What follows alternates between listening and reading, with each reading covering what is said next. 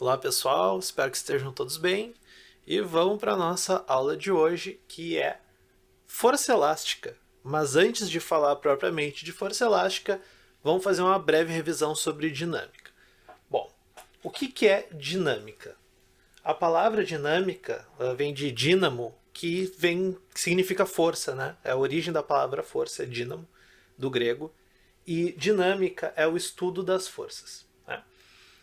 O que a gente tem que saber sobre dinâmica? A gente tem que compreender as leis de Newton, que foi o cara que basicamente definiu como que funcionaria a interação entre objetos e como que a gente entenderia esse estudo, né, da interação entre objetos e quais são os conceitos de aceleração, o que força e aceleração têm em comum. E essas então são as leis de Newton, que são as leis da dinâmica. A primeira lei de Newton é inércia. O que diz a lei da inércia? Que um corpo que se encontra em repouso, ele tende a permanecer em repouso.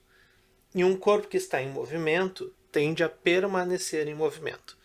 Ou seja, se eu tenho um objeto em repouso, que não tem nenhum tipo de movimento, a tendência, se nada acontecer, se nada interferir com esse objeto aqui, a tendência é que esse objeto se mantenha em repouso. E isso a gente consegue entender facilmente, né? Se eu largar aqui essa caneta em cima da folha de papel e eu não fizer nada com essa caneta e ninguém fizer nada com essa caneta, a tendência é que ela permaneça ali em repouso. Isso a gente consegue entender bem. A noia da inércia é que um corpo em movimento tende a permanecer em movimento com velocidade constante. Como assim, né? Então quer dizer que se eu jogar essa caneta aqui e dar uma velocidade para ela, ela vai andar e nunca mais vai parar? Ela para, né? Mas, segundo a inércia, né, a lei do princípio da inércia, ela para porque existem forças agindo sobre essa caneta no sentido contrário do movimento.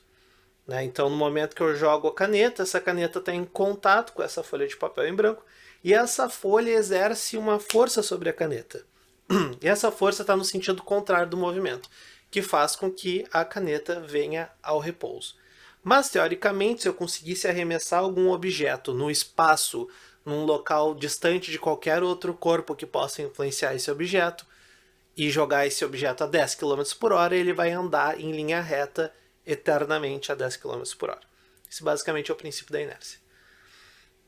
Então, o corpo em repouso tende a permanecer em repouso, assim como um corpo em movimento tende a permanecer em movimento, até que haja sobre esse corpo, haja de agir, até que haja sobre esse corpo uma força resultante.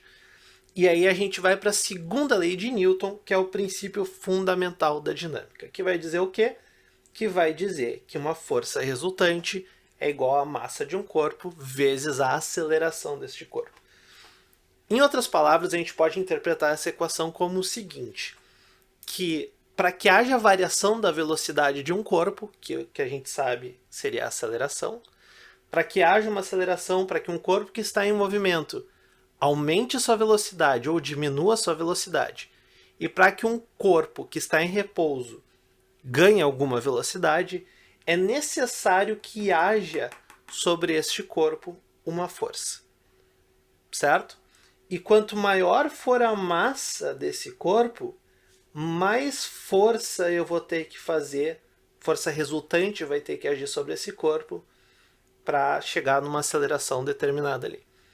Então, digamos que eu quero que o corpo acelere a 5 metros por segundo ao quadrado.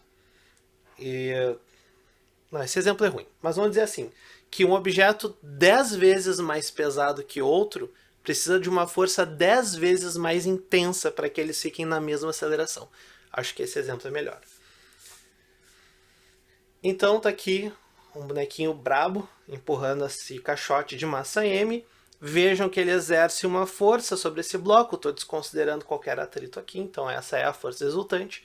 E essa força sobre este bloco de massa M faz com que haja uma aceleração A. Unidade de força é o Newton. De massa a gente usa o quilograma. E para aceleração, 1 metro por segundo ao quadrado. M/s quadrado. Certo? Essa então é a segunda lei de Newton, o princípio fundamental da dinâmica. A terceira lei de Newton é a famosa lei da ação e reação. O que diz essa lei?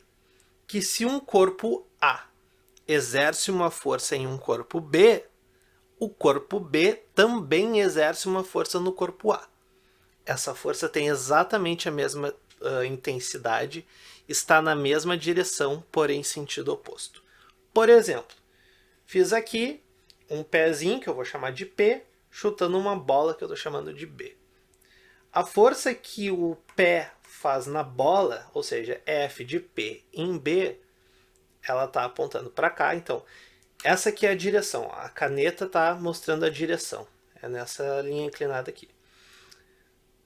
Essa força tem esta direção e está apontando para cima aqui, né, para a direita. Certo? No momento que esse pé chuta essa bola, ao mesmo tempo que surge essa força, a bola faz uma força no pé. Por isso que se eu tiver com a unha comprida, eu quebro a unha quando eu chuto uma bola. Porque a bola fez uma força no meu pé.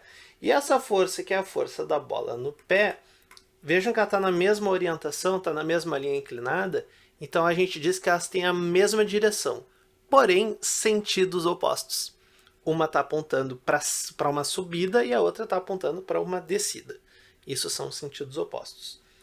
E a gente vai dizer, então, numericamente falando, que a força que B faz em P é igual ao negativo da força que P faz em B. Isso, que B faz em P é o negativo da força que P faz em B. E esse menos aqui representa essa oposição de sinais nos vetores. Beleza. Essas são as três leis de Newton. E nelas a gente, de maneira simplificada, está vendo que a força, o efeito de uma força é gerar uma aceleração, e sempre que tem uma força, um corpo faz uma força, esse corpo está sofrendo essa força também. E para que haja força, eu preciso de pelo menos dois corpos interagindo. Que força, no fim das contas, força é essa interação entre corpos, certo? Então a gente vem com a ideia de força elástica aqui em cima, tá? Vamos pensar agora então na força elástica. Para entender isso, eu desenhei aqui uma paredinha, né, um chãozinho sem atrito, uma plaquinha aqui, pensa que é uma plaquinha de madeira, assim, com bastante massa, preso numa mola. Nesse primeiro ponto aqui, esta mola está relaxada.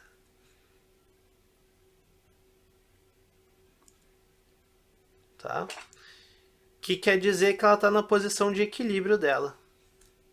Eu posso até botar um 0 aqui, para dizer que essa é a posição de equilíbrio. Eu vou botar um 0 aqui em todas, para ter sempre a guia.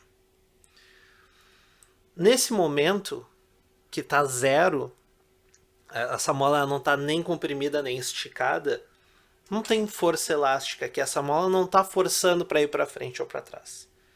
Mas agora, vindo aqui para baixo, no momento que eu comprimo essa mola, ou seja, eu empurro ela, neste caso, para a esquerda, por meio dessa plaquinha, o que acontece?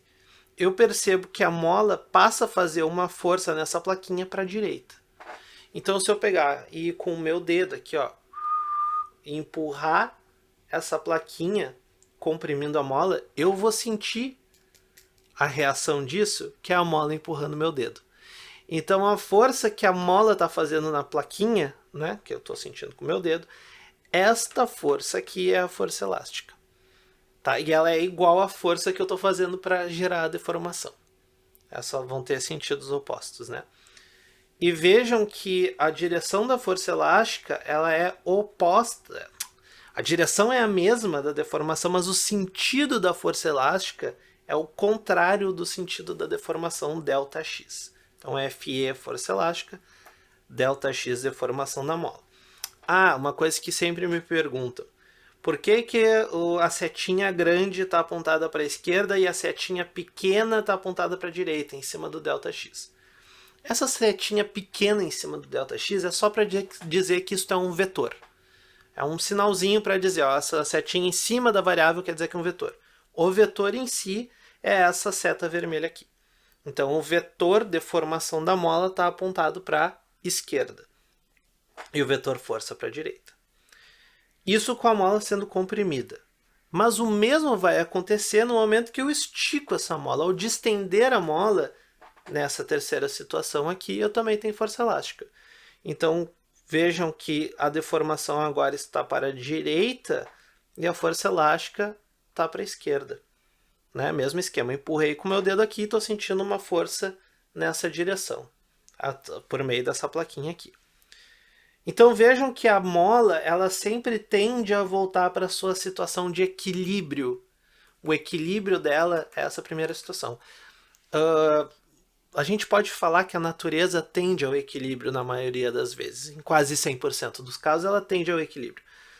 Então vejam que a mola sempre tenta voltar para a situação onde ela se encontra relaxada. E para isso ela exerce uma força contra quem está causando a deformação, digamos assim. Né?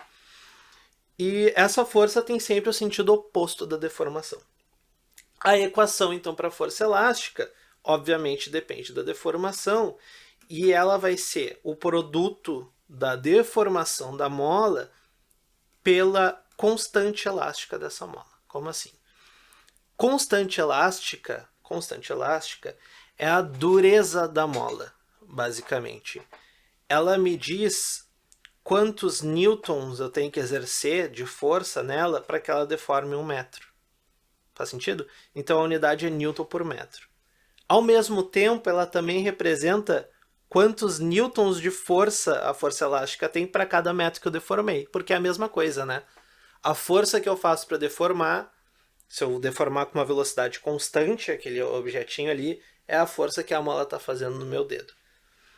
E esse sinal de menos na equação é justamente para indicar que o sentido da força elástica é o sentido contrário da deformação.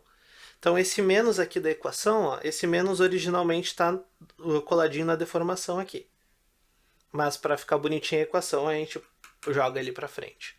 Tá? Então, a constante elástica a gente mede em newton por metro e a deformação em metro. E é isso então, deixa eu tirar aqui para vocês enxergarem o quadro inteiro. Se quiser tirar print, né? Essa então foi a aula de hoje. Muito obrigado por assistir. Qualquer dúvida, se tu é meu aluno, me manda um e-mail, pode marcar um horário de atendimento. E se tu não é meu aluno e está vendo isso aqui no YouTube, deixa nos comentários que eu vou ler e respondo para ti. Muito obrigado.